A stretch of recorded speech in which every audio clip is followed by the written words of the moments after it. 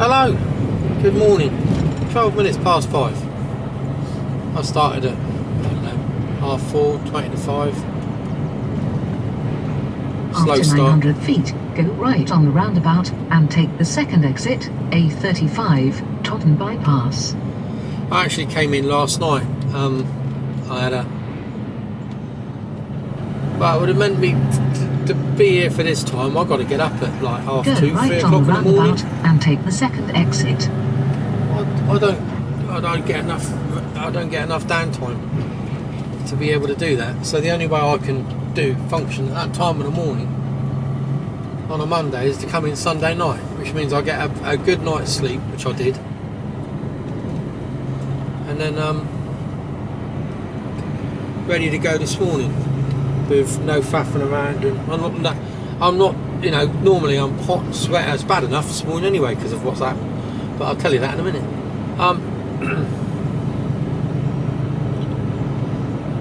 So yeah, I cut my weekend short, and that happened purely and simply because I got a phone call yesterday afternoon. Oh, your job's changed. Oh, right. What's it changed to? Now listen to this.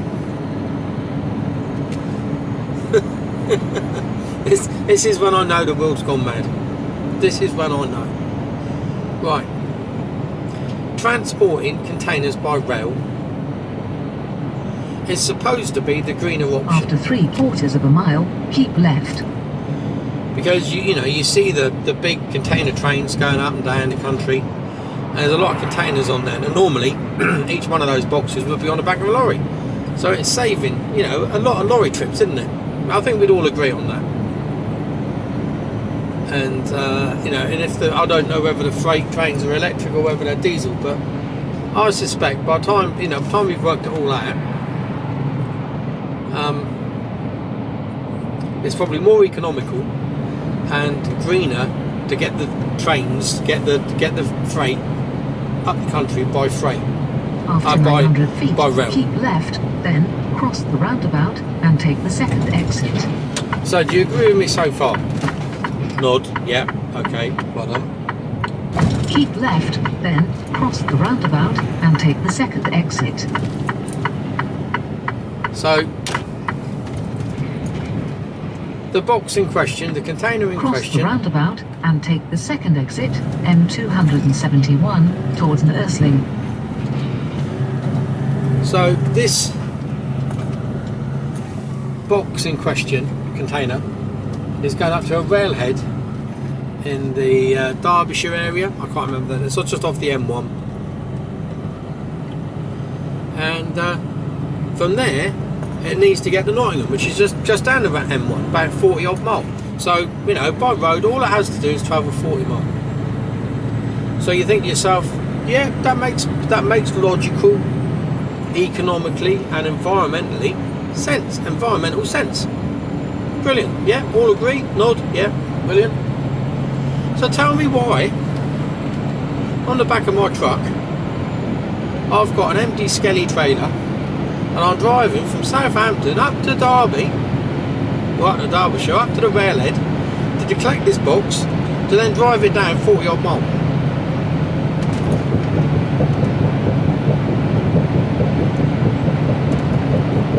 Now that's clearly above my pay grade because I really don't understand that.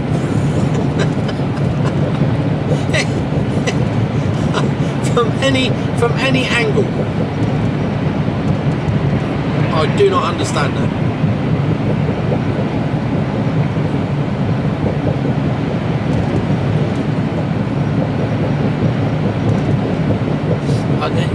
Just no. No, it doesn't make any sense whatsoever. After half a mile, go right on the roundabout and take the third exit, M27, towards London. So I got phoned up, told that yesterday, so I did try to query it and they didn't know either. Go right on the roundabout okay, there's and no take point. the third exit.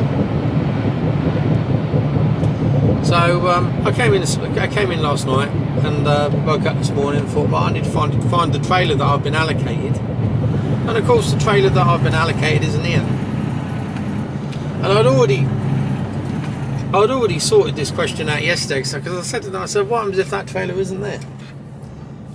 And what do you mean if it's not there? Like, well, it's bound to be there. And I said, right, do I just take anything then? He said, yeah, apart from this one number, this one, and there was a splitter trailer there, which obviously I wasn't going to take, so I don't want to get involved in that shite. And lo and behold, when I wandered around the yard this morning, well, I drove around first because I'm lazy, looking for said trailer. Of course, it wasn't there. So then I had to double check and walk around the yard, make sure it wasn't there. And of course, no, it wasn't there. So I then had to look for another trailer, and there was few pickings, to be totally honest with you. Take the exit, M27, then take the motorway.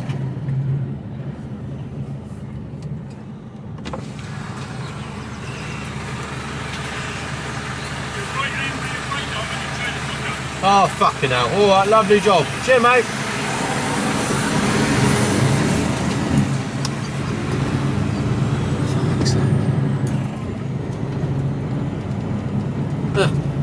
Nice lad. Well, my rear trailer light was working. Now it's not fucking working.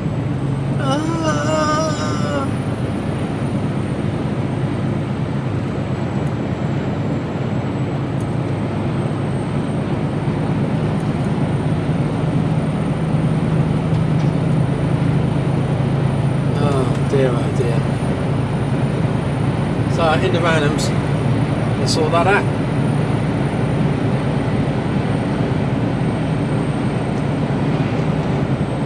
Right.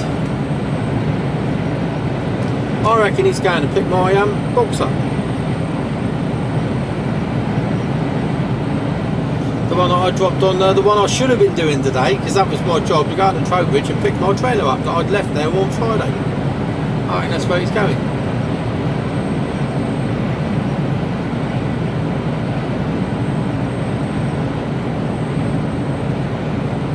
Right, let's go on in here. Great sunrise though, isn't it? Look at that.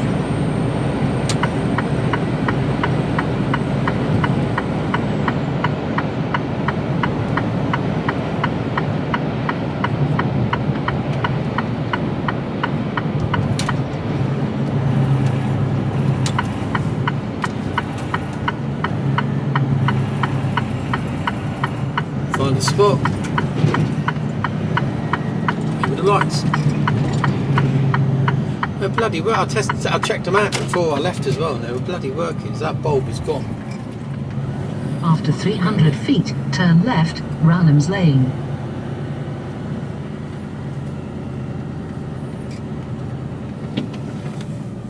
Go down here. Go down here. At the end of the road, turn left.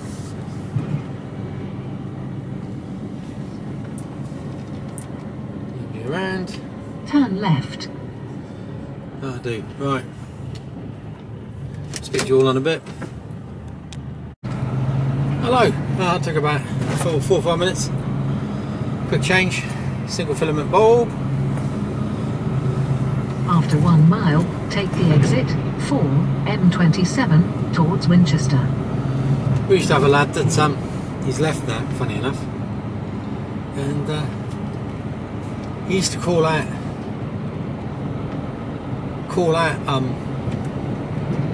Mercedes. He used to call out fleet, say he's broken down, got a bulb out, and he had to come out and change it because he didn't have the tools to do it.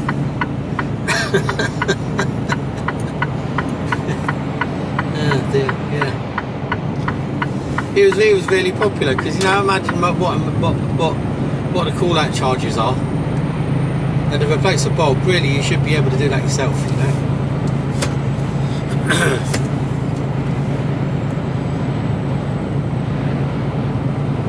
It's they're Torx screws in the light clusters, not Phillips or flathead. They're Torx. Is it Torx? You know, like the star-shaped ones. After half a mile, take the exit 4 M27 towards Winchester, then take the motorway.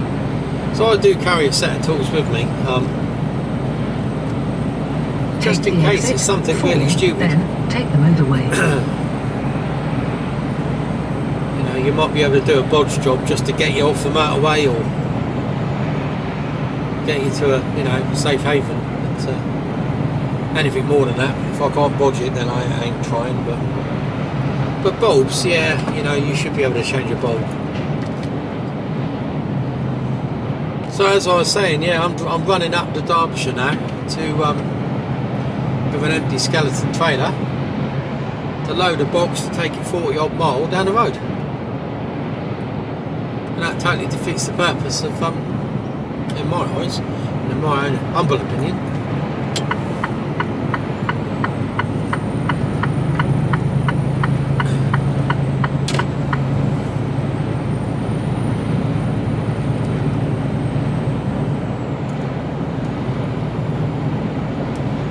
At sunrise.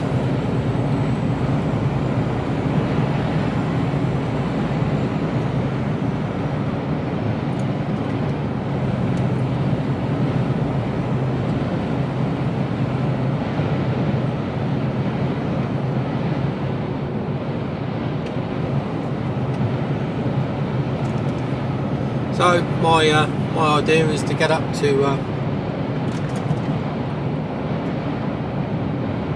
After 1.2 miles, keep right. get up to Red Lion, have a break,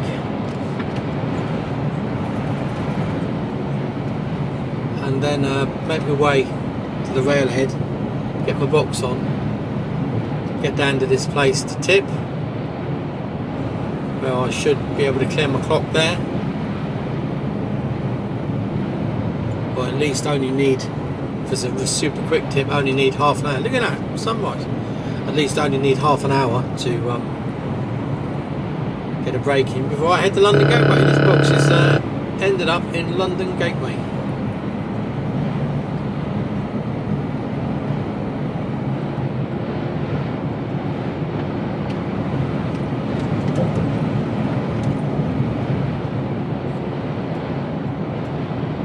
After half a mile, keep right.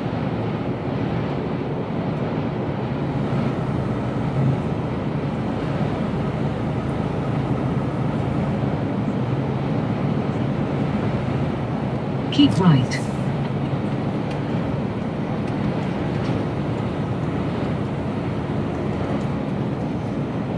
In other news, what other news have we got? We got some more news. We got some other news. A lot of talk this weekend about plans for the future, and we were due to go to France on holiday.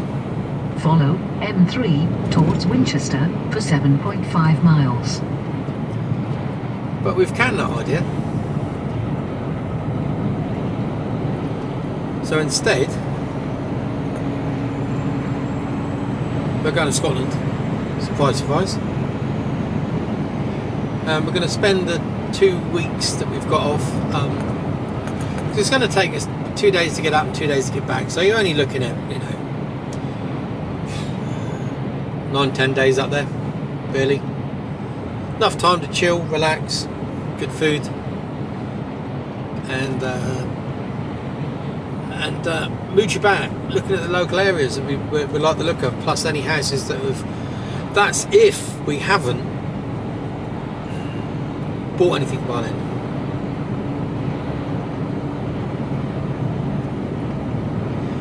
Because Gorgeous Kira has had exploratory talks with her work.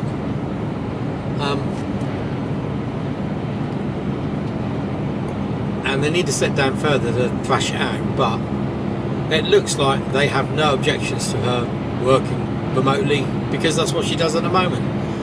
They also have people that work in Devon and work on the Isle of Wight, and they also have an office in. So they've got 3 offices: Woking, Inner London, and Lymington, and in Ethiopia, in the capital Addis Ababa. I think that's how you say it. So they've got 4 offices, and since the pandemic, Gorgeous Kia has worked from home. They shut down. They had an office in Leamington, and for about 6 months they shut it down completely because it's just everyone was working from remotely. But a few of them said, "Oh, any chance we could have an office? You know, it's nice to be able to." You know, they wanted to come back and work in an office environment. So they managed to find a nice, lovely little office. It's like a farm courtyard, one of these places, and there's tea rooms next to it, and it's idyllic place to work. Lovely, love to work in a place like that. And there's only 1, 2, 3, 4, maybe five desks. 2 permanent members of staff, and the other 2 or 3 that can hot desk and come in and out of the office when they choose, sort of thing.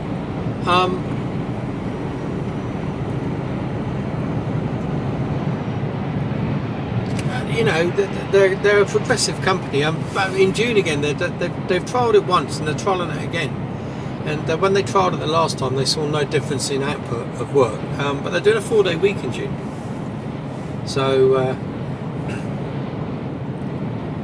You know, and it's been proven. There's loads of studies been done on 4 days weeks where, you know, the people are more productive because they're actually getting a long weekend every weekend. You know, they're only working 4 days, but you're not losing out on pay. You're still getting paid for 5 days, so there's no reduction in pay. So you earn the same amount of money, but you're more productive. You get your work done. So yeah.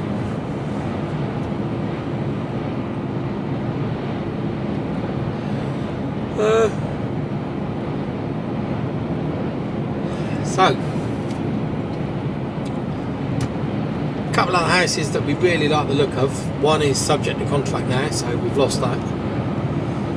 The other one that we really like the look of, and we discounted it. Funny enough, we discounted it right at the very beginning, and then came back to it and went, actually, do you know what? It sort of ticks all the boxes, but the trouble was it was really expensive. It was right on the limit of what we could afford to do, you know. But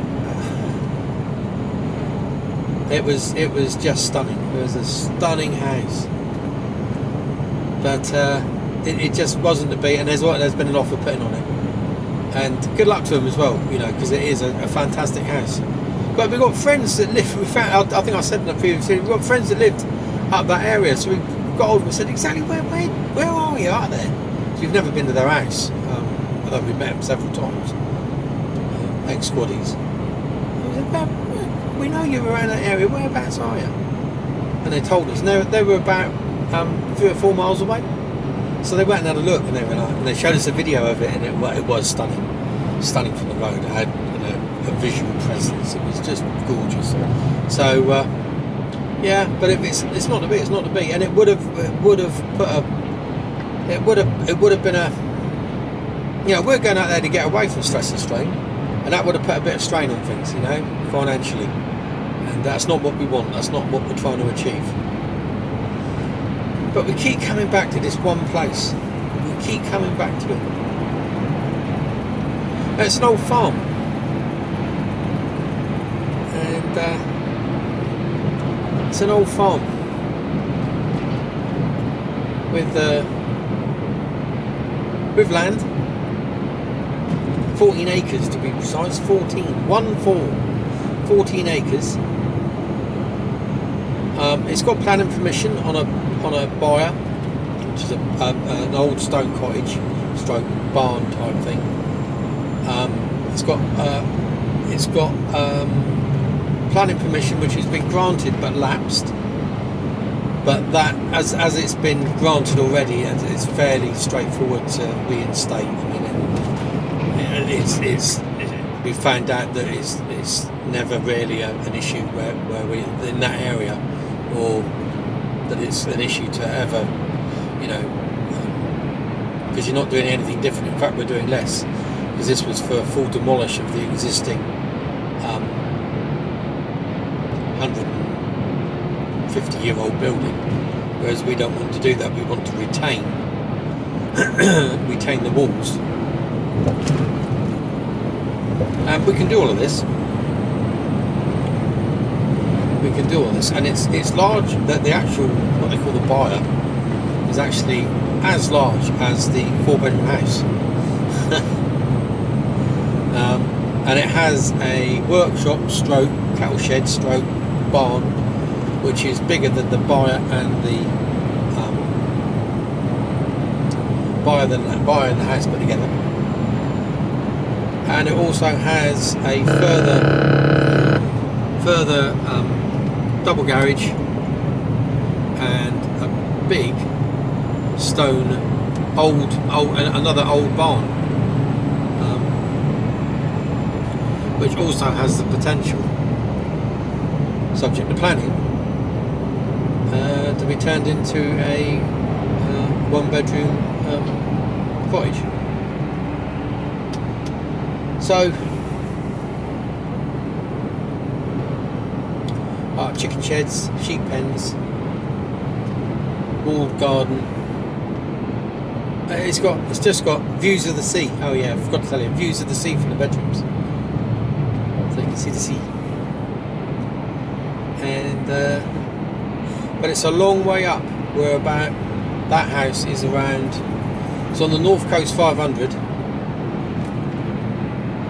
and it's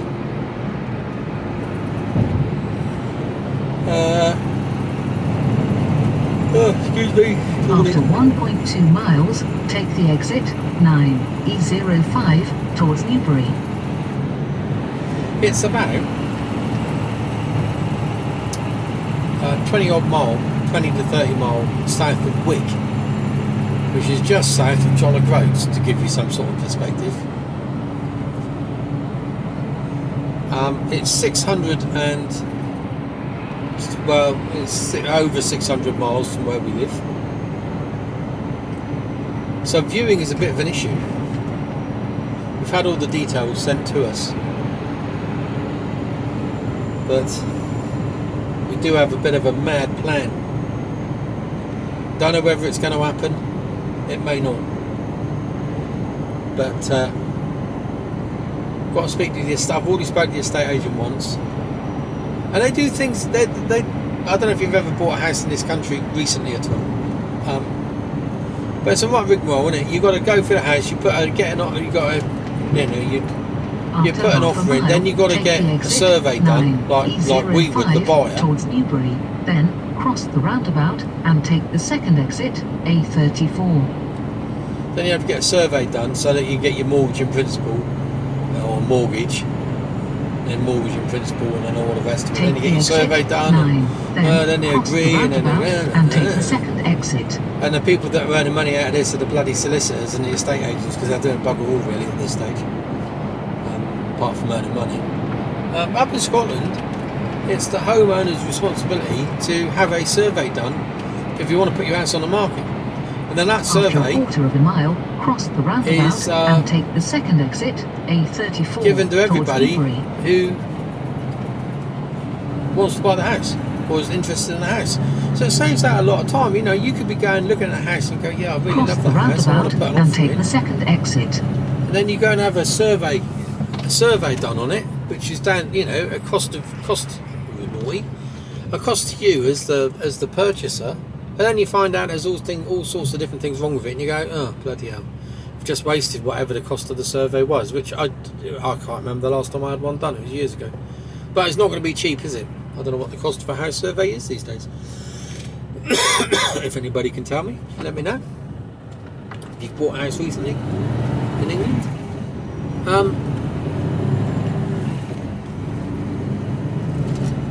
Take the exit, A34, Winchester bypass. So,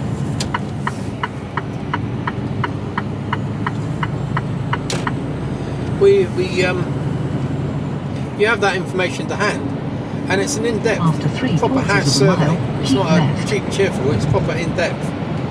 We found a few things out that were, but nothing that. There was not, you know, it's graded. There's graded 1, 2, and 3. 1 is there's no issues whatsoever. 2, you could do with it's remedial action needs to be done. Keep left. You know, within the foreseeable future, but there's nothing really wrong. It just needs a little bit of work doing to it. Or 3 is you've got a bit of an issue here, son. You need to either, you know, that's like buyer beware, isn't it? You know, but there were a couple of twos on it. Keep left. But other than that, everything else was absolutely spot on. So we know the house is good. Follow. It's a little bit of work, but towards Inverary, you know, for 28 miles. that's fine. And we do have some longer. We would have, if that was the house, have some longer term plans for it anyway. So it's a bit of a goer at the moment, and it's at a ridiculously stupid price. And it's at such a price that, but you know, you go look at it and you go, right, if I had to buy that,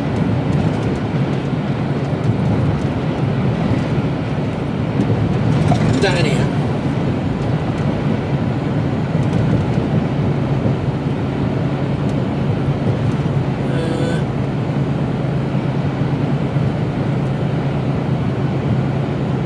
you'd be looking with the land. Try buying 14 acres down around this way. Yeah. Okay, the land.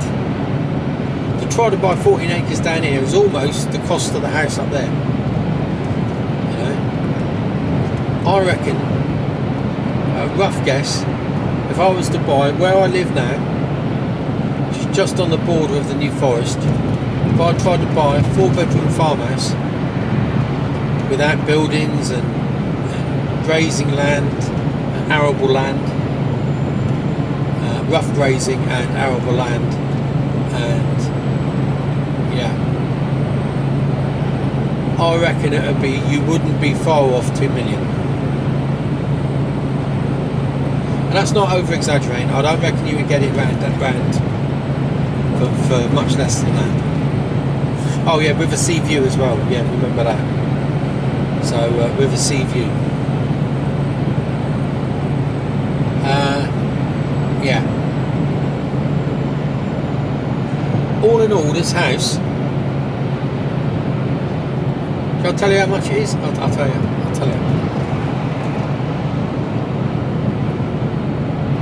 All in, because you pay for the land and the house separately. All in, it's £285,000. £285,000. And people wonder why we're thinking about moving up there. Do you know what I mean? And I don't know if you heard the weather forecast or any of the weather last week, but it was hotter up there than it was down south on every day of the week. And I know that's unusual, but that's the world we live in. We've already spoke about this. The world's topsy-turvy, we're all upside down. Who knows what the weather's going to be like in the future? Could be colder, could be wetter, could be drier, could be hotter. Who knows? It's you know, there's no guarantees anymore. So yeah. So we've hatched a crazy plan. We still need to get total confirmation that it's okay, and then this is the bit where we need to get the stars to align. If we can get pigeon, if we can get the stars to align to say that yeah, gorgeous Kira can work from anywhere in the UK, then and written in stone. And there are issues with that. There are downsides to that, and there are some operational issues that may arise as a result of that.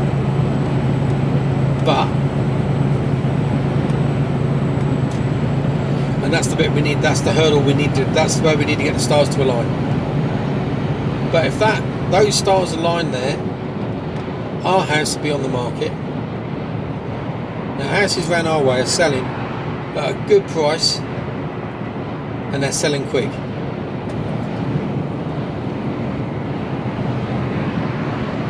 You know, because there are no new houses where we live.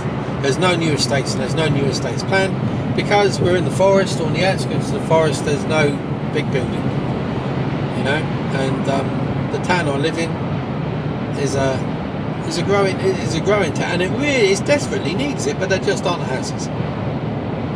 And the houses that are available are selling rather rapidly and for like premium prices. So yeah, because families just don't have houses. There are no houses down here. So yeah, that's what we need. So we've hatched a plan. I know I keep skirting around this. Bank holiday weekend next weekend. We have to take our daughter back to Newcastle Uni. She has to be back this weekend. Well, she wants to be back this weekend. So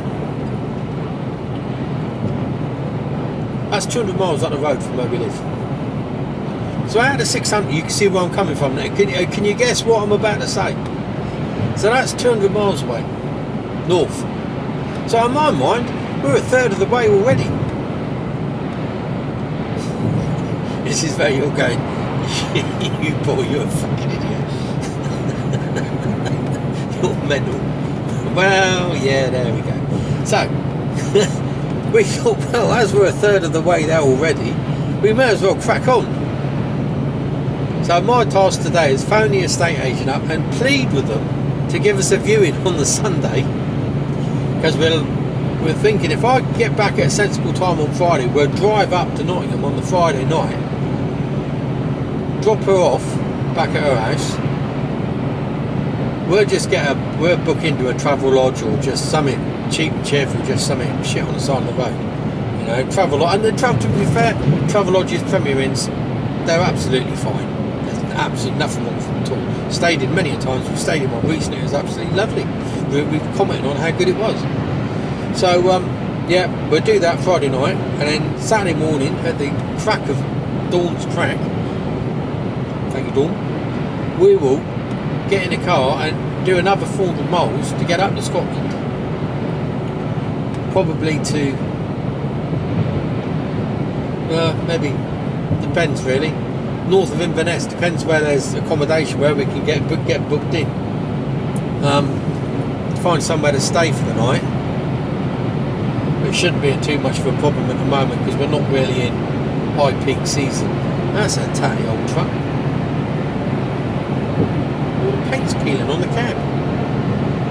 So get up there for Sunday lunchtime, the view.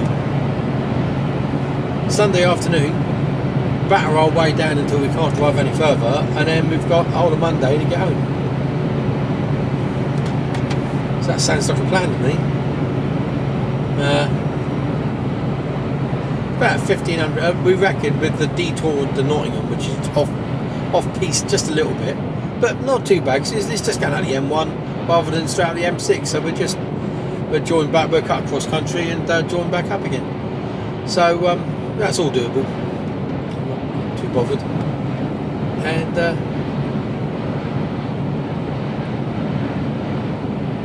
yeah, we'll get to see the property. So my plan today is to phone the estate agent up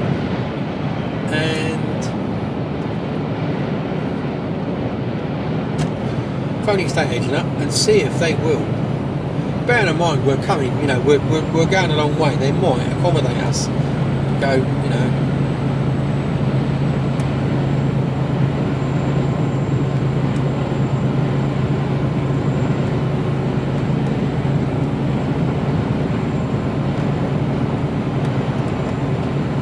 It just ticks all the boxes. So you could have accelerated little car there. Now you're going to accelerate and then hang me out to dry, aren't you? Aren't you? No.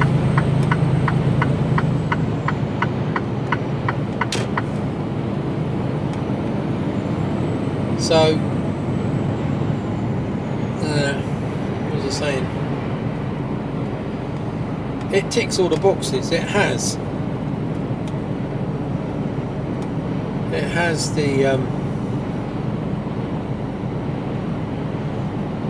the potential for multiple income streams, which is what we want, what we need to make it functional.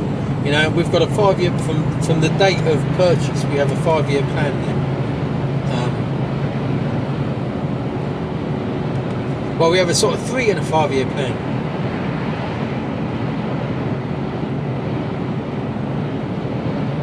5-year plan, we want to be fully functional, where the income we produce from the farm will offset the gorgeous Kira's salary. Because when I get there, I'll be retired. I wouldn't retired. That's the wrong wording. I'll have stopped trucking. However, that doesn't mean that I won't do a couple of days here and there, possibly on agency or local businesses around the area, because there are some industries around. They're just down the road for me, 5 minutes down the road. There's an engineering firm, and they may need someone to go in and, I don't know, sweep the floor for a day. I don't know, you know, and I'm quite happy to do that for 1 or 2 days a week, because it just gives us a little bit of extra income. But because of the cost of the house in the first place, we don't have to worry too much, because of the gorgeous Kira's income will cover all of that. It's not an issue. So within 3 years, my salary needs to be replaced, and within 5 years, gorgeous Kira's salary needs to be replaced. Now, I know that I'm not going to earn as much as I'm earning now, but that's fine. We don't need to earn as much. And when 5 years' time, gorgeous Kira's salary doesn't need to be as much as she earns now, because we just won't need that amount of money. It'd be nice to have, but we don't need that function. You know, we're well within our means with this property. It's yeah. And we've got a hefty budget to be able to do what we want to do to get things up and running. So, to rebuild the byre. Call it a byre. It's an old, it's like an old crofter's cottage. So we've got the budget to do that. We've got the budget to put the campsite in. We've got the budget to set up the market garden.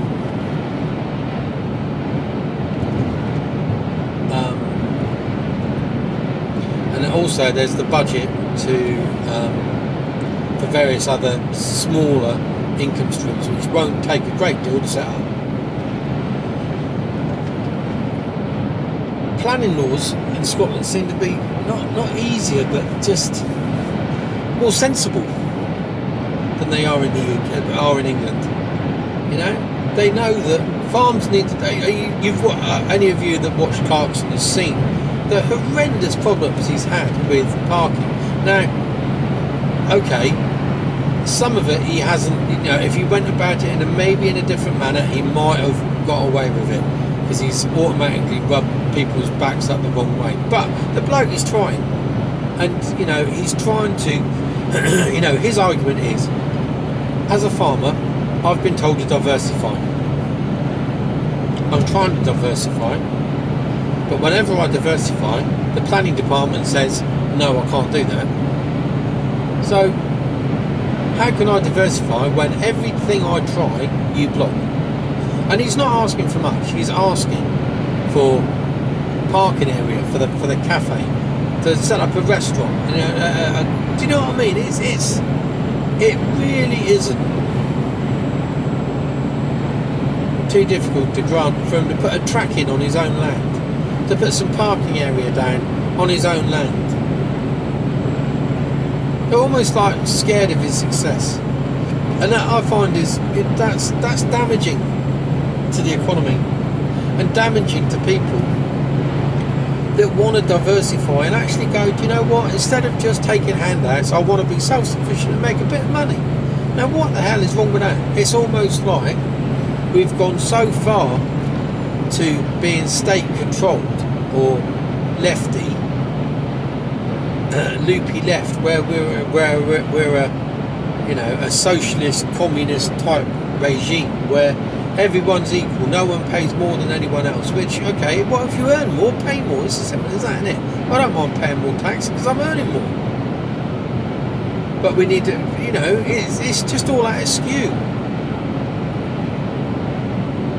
So but it appears in Scotland that the planning seems to be that it just appears. I could find out, and we will find out at a later date whether that's true or not. But fingers crossed it is. I said, like the buyer already has lapsed planning permission, but we believe that that's fairly straightforward to be reinstated. You have to pay the fee again, but it's 210 quid.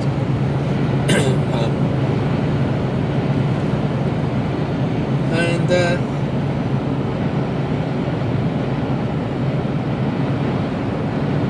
yeah,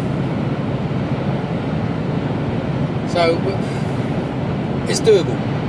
It's doable for what we want, and I've been my every waking hour when I'm either not driving a truck or sleeping is spent. Then I'm thinking about it, is researching the things that we want to do and how we go about doing them and what we need to do to make those happen. And and it's the lists that I've produced are fairly exhaustive of what we can and cannot do and how we go about. Well, I say this, most of it's in my head, and you know what my memory's like. So I need to start writing more stuff down. But the research is strong. We've got a lot of. We're not just going into it blindly and going, oh yeah, we could do this, thinking that everything will be all right. No, there's lots of things that can go. There's more things that can go wrong than can go right. But both of us truly believe that it's doable, especially with the budget that we have, which is good old size. It's not like we're going in with 20 grand or 30 grand. It's a good but it's a good 6-figure number. Do you know what I mean? So we know it's possible to do.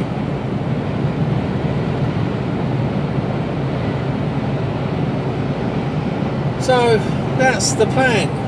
So a mad-ass plan maybe next weekend, depending on whether we can get a viewing on the Sunday lunchtime.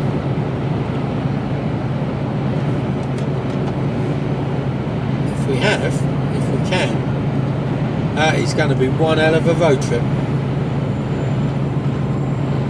But it's doable. It's 600 miles. We do 200 miles on a Friday night, 400 miles in a day in a car. That's a piece of piss, isn't it? Do you know what I mean? Do that in a truck. 400 miles. Long day, but I can do it in a truck. And as it's all motorway and dual carriageway driving, it's just foot down and go, isn't it?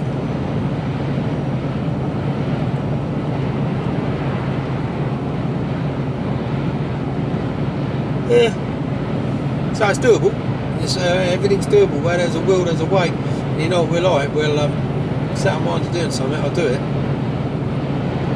So yeah. Anyway, I've waffled on for long enough. This is almost like another video all on its own again, like Mondays seem to be after catching up with the weekend. So I'm just gonna sit back, have some coffee, put the radio on, catch up. I've missed farming today. Bloody hell, just missed it. Listen to me, listen to Farming Today every day.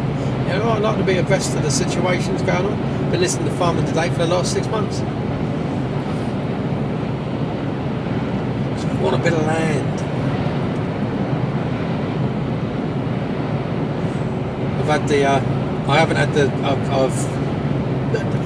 These are the sort of things that you got to look into. You're looking at pH levels for soil. Which is, when you're thinking of growing stuff, you gotta, and that part of that could be part of your livelihood. You got to, that's a big part of you. That's fairly important. But the whole of the UK has been sort of ground mapped for pH levels, and although they're not 100%, you've got a rough idea what the pH level is within a certain specific area by postcode. And I believe them to be fairly straightforward. You can have a scientific test done and sent off to a laboratory, and they'll tell you exactly. But this gives you a rough idea, and if it's within the certain tolerances that you have for a plant that requires a certain pH level, you can always, and if it's too acidic or not acidic enough or too alkaline, you can change that with fertilizers, and do you know what I mean? You can change the pH level of or by introducing better drainage, or whatever it needs. You can do that. You can tweak the land. The perfect idea would to have to not to tweak the land at all, because obviously there's a little bit of a cost in that. But bear in mind, this is an old farm which has been laid to pasture for a good few years now. So the ground is in pretty good condition. It's in very good condition for the area that we want to grow on. And one crop in particular that we want to grow is garlic.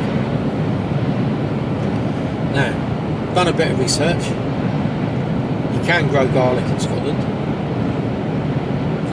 There are a couple of garlic farms that we found that grow in Scotland. Certain varieties are better than others.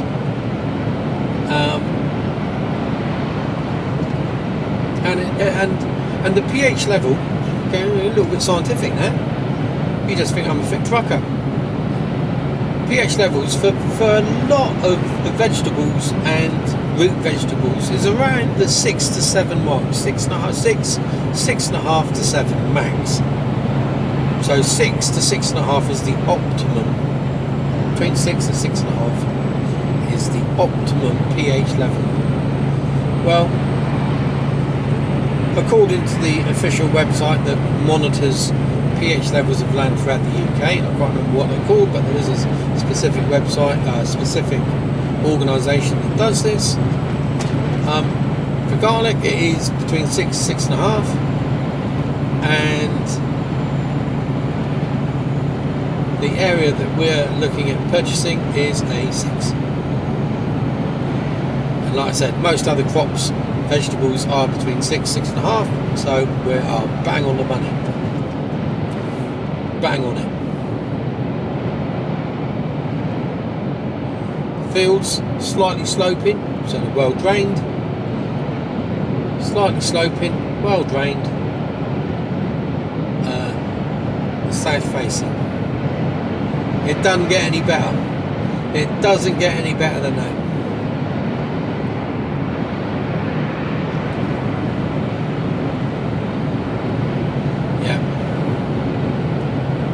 So yeah, one of the crops I'd like to grow, and grow on a bit of a larger scale, is garlic.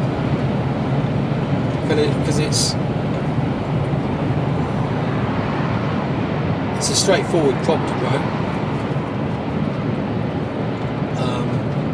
You get a lot of, it's a high value, not high, what I call a high value crop, but it's inexpensive as opposed to some of the other crops. And we're only looking at, like, you know, quarter of an acre of garlic, but if you think of how much garlic you could grow in quarter of an acre, that's a quarter of an acre to half an acre. That's a lot of garlic.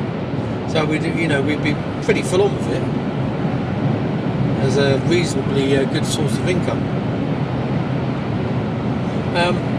But it's another one, plus all the other crops, plus we also have the possibility of opening up a farm shop, depending on A, what we grow, and B, what we can do with the rest of the land. But a farm shop is a possibility. You just have to, and the planning for that is reasonably straightforward in Scotland. A little bit more complicated down in England, I believe. In Scotland, from what I can make out, it's fairly straightforward, as long as you sell the majority of it. Just says it doesn't specifically say an amount, whereas I think in England it has to be within a certain geographical defined area. It just says in Scotland that the majority of your goods need to come from your own farm, which is fine. We can do that, and we would wish to do that.